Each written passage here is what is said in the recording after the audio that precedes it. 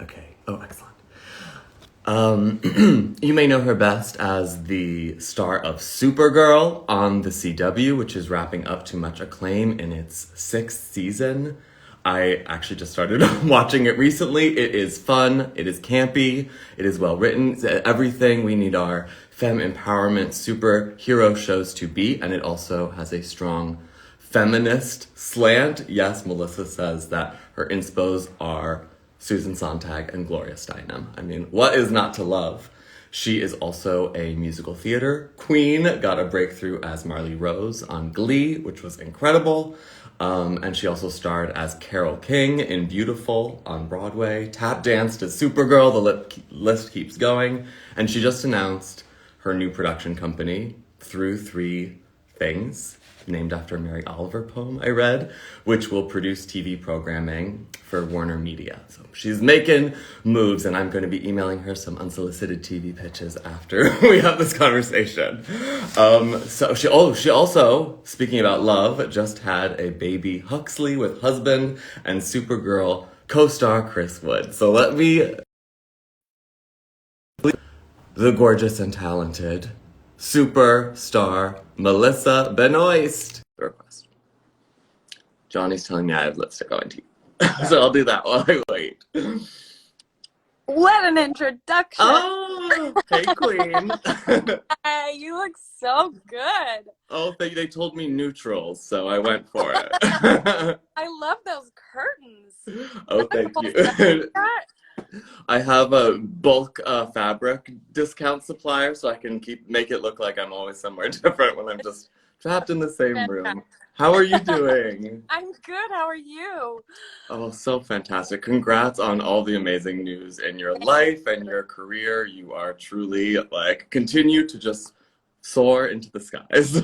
Well, it's such a pleasure to talk to you, who you are making just as big of waves in incredible ways, and I am such a fan of yours.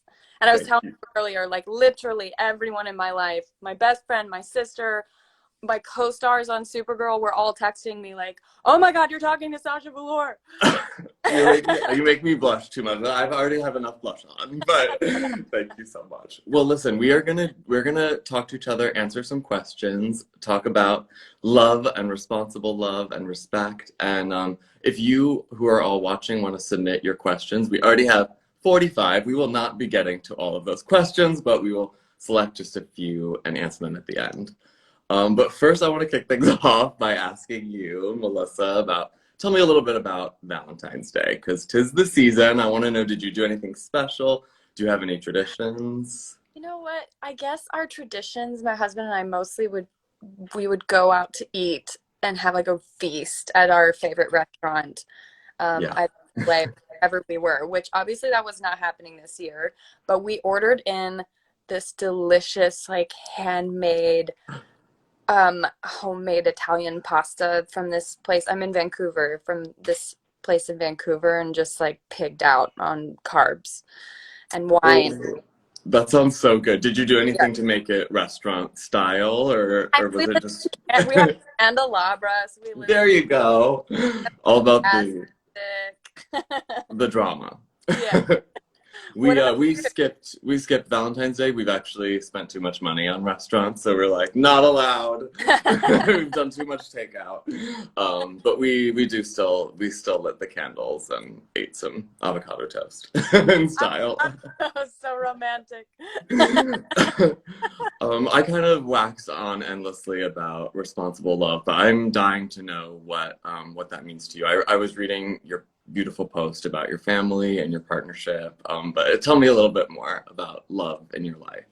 Oh man. I mean, listen, I think that you can't, I know we've all heard everyone say this, but you can't love anyone else responsibly unless you're loving yourself responsibly. So something that, and that's not something that I've always known. It really took me into my adult life to really learn how to do that. That is a hard practice. So I think loving responsibly really starts with self-love and being nice to yourself and recognizing how imperfect everyone is. And when you start from there and branch out just from your heart, I don't think you can go wrong even when things aren't pretty, because Mm. they're not gonna be all, it's not gonna be pretty all the time, even though we want it to be. Um, I so love that. I think that's really where the baseline is for me. And, this year's been so hard, the past year, and really it just like getting to the basics of love, like just being present in it. Right. That's, I think, also loving responsibly to me, like letting yourself live in each moment. Yeah.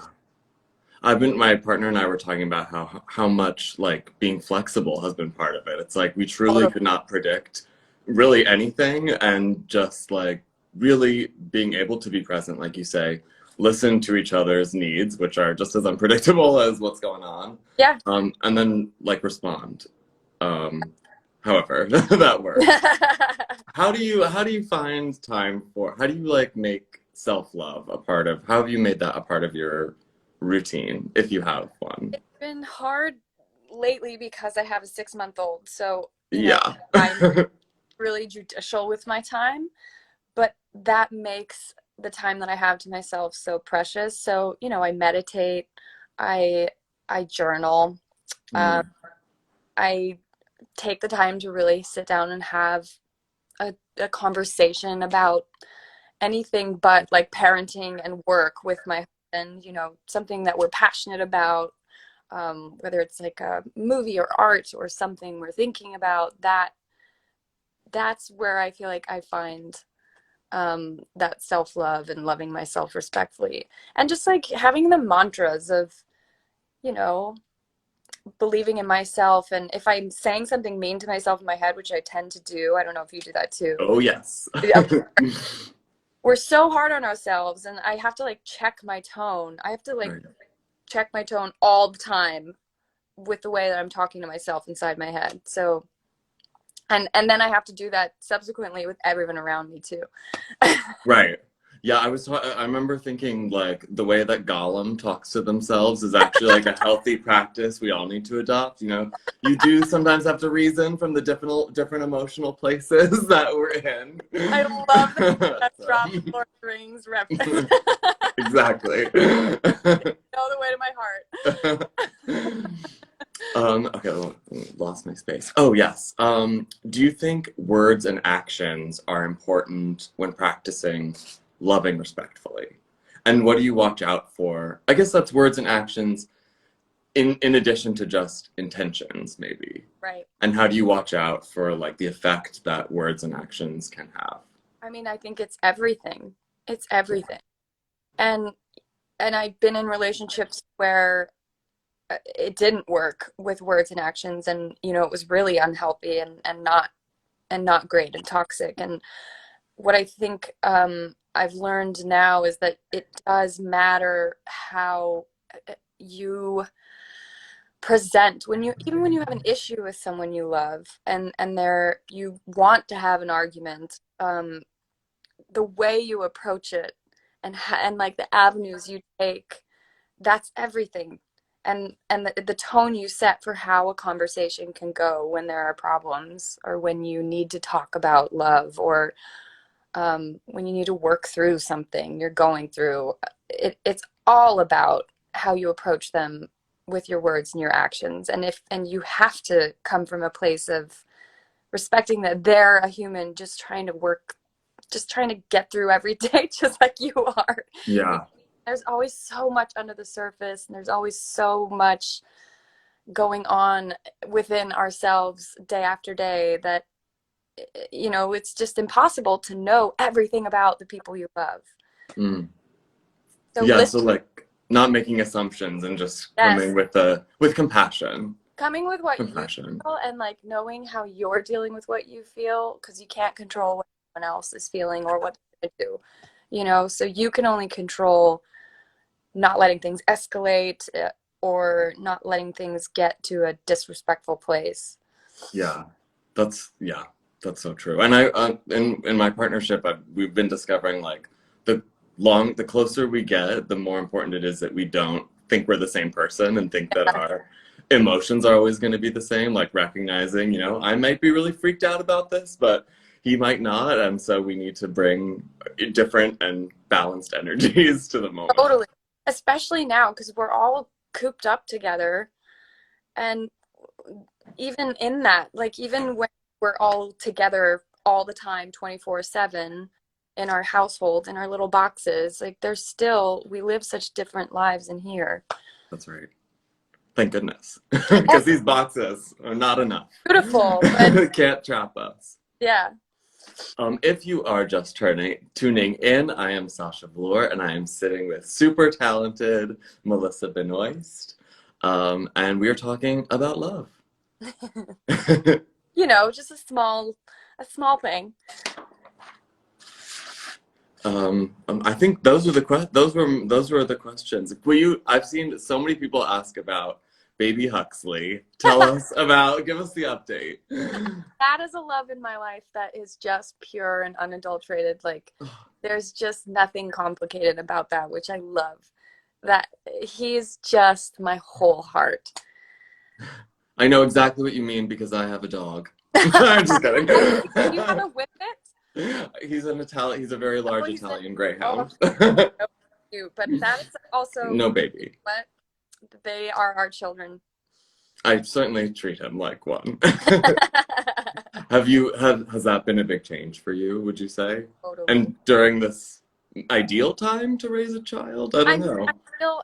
There are pros and cons. It's weird because he's literally barely met any other human, and never seen his doctor without a mask on. But Whoa. so I don't know how that's Be gonna like terrified of a mouth. Love that. but you know, it's I would never change the time that I've had with him now. Yeah. That's precious. Oh, It's my turn to ask you questions. let's do it. Let's do it. I want to ask you some questions about love. Do you find that sometimes, like, if you're going through a challenging time or a hard time in your life where you're feeling irritated and impatient, that your communication with your loved ones is affected? And do you have any tips that you may have to improve this? Oh my gosh. Still learning the Yeah. tips. I definitely I always like, especially with my partner, I cannot put on like a fake front at all. And I often, I always try to show up, even if I'm really overwhelmed by something or stressed out, try to show up really calm. People tell me I seem mostly quite calm on the inside. Do not feel that way.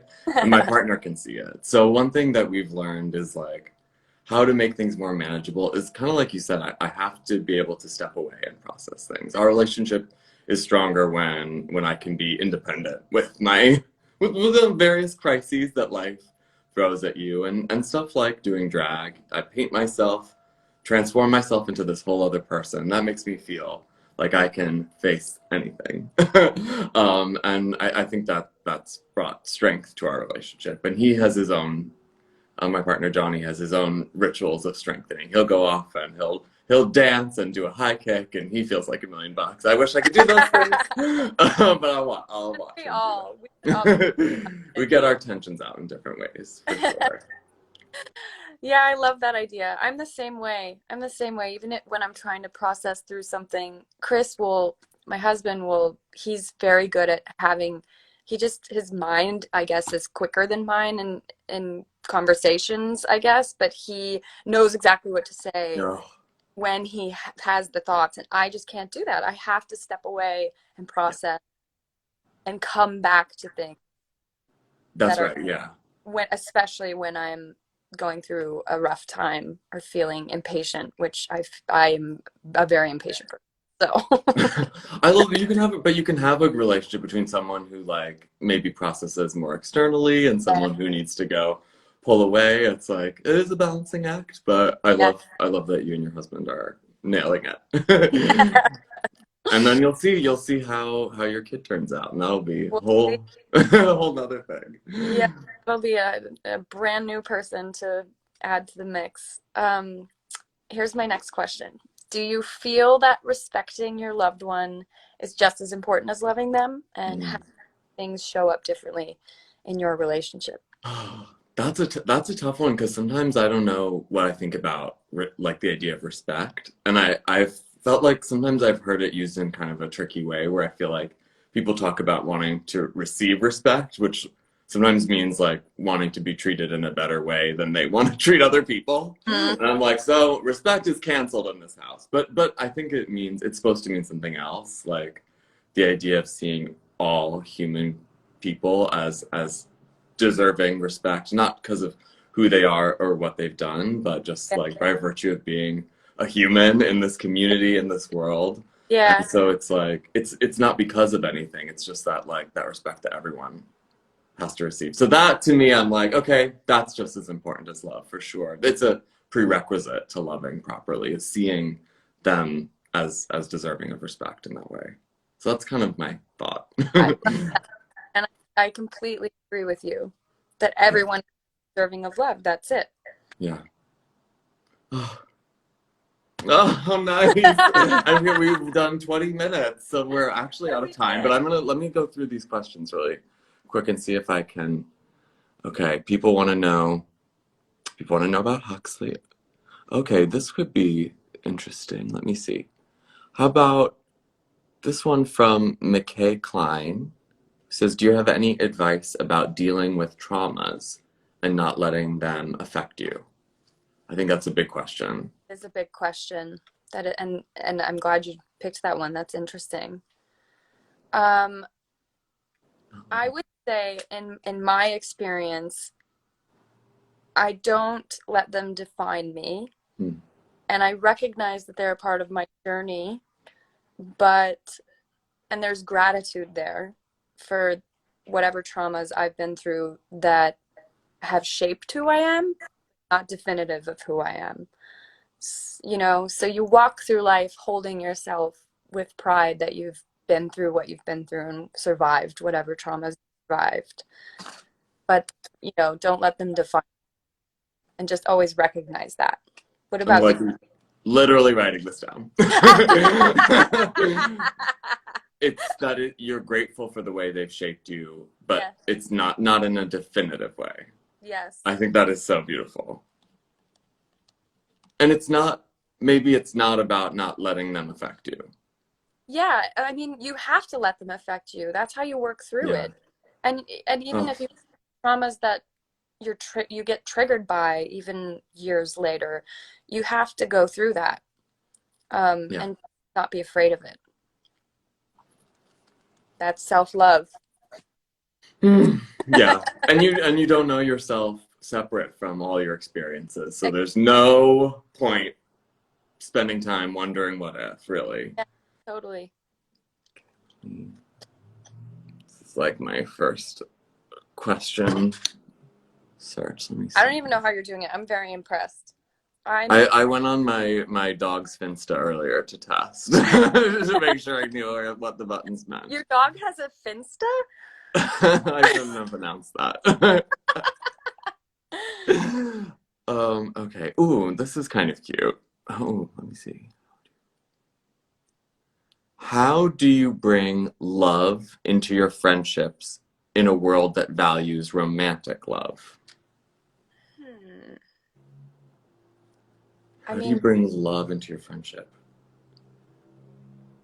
Like bring, oh yeah, having friendships that fill you with that same feeling as that one close relationship. For me, it's probably about like also thinking about friendships in that same way, about being open to change, hmm, transformation, um, not losing yourself and your friends and seeing that yeah. they're separate. Yeah, I think that's a great way of putting it. Yeah. Also, just with the times we're living in, like communication is key. Yeah. How have you balanced that I, during these times? I don't know. Some days it feels like all I've done is zoomed with family and friends. And by the end of the day, you're like, oh, I can't look at a screen anymore. But you're doing it because, Yeah. you know, you have to keep those bonds. Um, I don't know. I don't know how I'm balancing it. I don't know if I am. And sometimes I I don't check in on my friends as much as I should. Yeah. Um, so I guess it's just reminding myself that I should, and getting my phone out and just texting them randomly that I love them. Mm. I love that. I was looking up a list of like things to do that will just like make you feel better. And one of them is sending an encouraging message to someone that you love. And it's like that's so true. You Yeah, think that something that you can do for yourself is give love to other people. It really it makes you feel better too. totally. Well, I think we are out of time, actually. This has been so nice chatting with you. Such a privilege, truly. Likewise. I and everyone in these comments is just mesmerized by your wisdom, your beautiful smile, your incredibly exciting projects ahead. I do want to say that you should head to absolute.com/us/love responsibly, where there's more conversations about these ideas of love and friendship and respect. And also, you can tune in next Friday because they're doing another in the series of fabulous conversations between people. That's February 26th. Thank you so much, Thank Melissa. you. Thank you so much. I've loved talking to you, and I am as mesmerized by you. You're just fantastic. The feeling is so mutual. Love to you. Love to everyone out there. Love to Absolute. Take care of yourselves. We need you. Mwah. Bye, everyone.